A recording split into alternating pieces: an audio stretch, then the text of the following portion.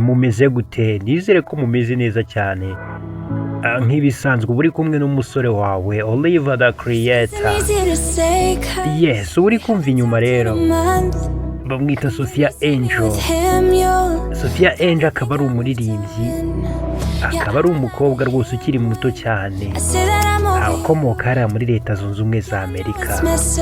Akaba yaraturekuriye akaririmbo bita Miss You More, ariko uri kumva hano inyuma nyine aha bavuga uti ndagukumbuye birenze, ndagukumbuye cyane.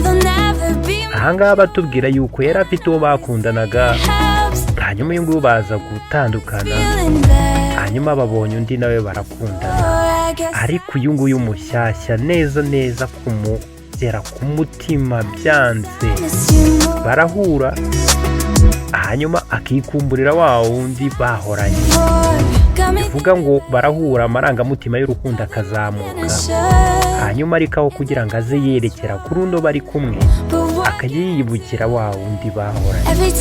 Yes, bibaho cyane rwose, umuntu akakwinjira kumva yarakwirukanse mu maraso hose, ewana n'undi yaza bikanga neza ukajya uhora wibuka wawe. Nawe byakubaho, ntawe bitabaho, ni amarangamutima ntago tuyakontorora.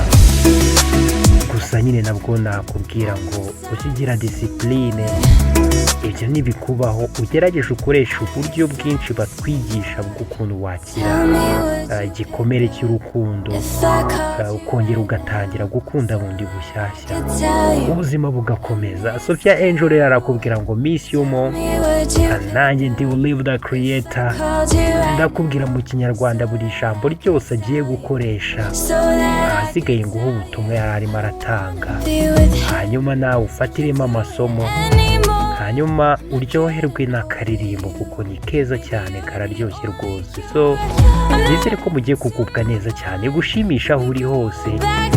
Reka nze nyitangire hanyuma uryoherwe, ndagukunda.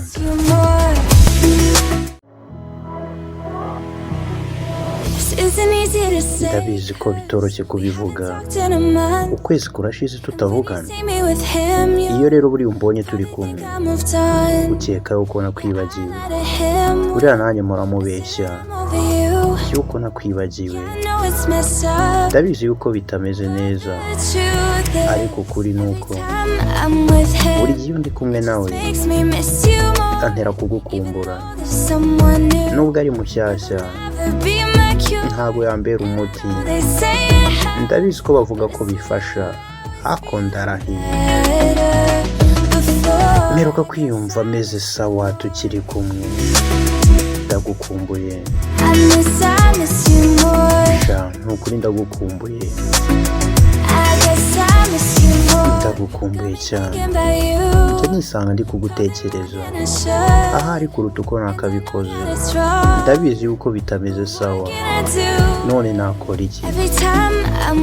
Buri gihe ndi kumwe nawe bintera gukumbura wowe, nubwo ari mushyashya ntabwo yambera umuti, ndetse bavuga yuko bifasha, ariko ndarahiye.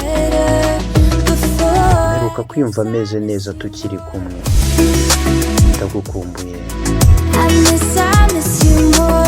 ndagukumbuye, ndagukumbuye. Ngaho mbwira yuko ufata fone nguhamagaye kugira ngo nkumwenyeshe ko ngukumbuye. Mbwira nimba umfata, nimfata telefone nkaguhamagara kugira ngo nkumenyeshe, ntabwo nshaka kubana nawe, oya simbikeneye, ntabwo nakwibagirwa kuko hari niwe muti wanjye wonyine. Ndabizi ko ntashobora gukomeza, ese ubundi twabisubiza uko byahoze? Ndateka ngukumbuye cyane, ndagukumbuye, ndagukumbuye cyane,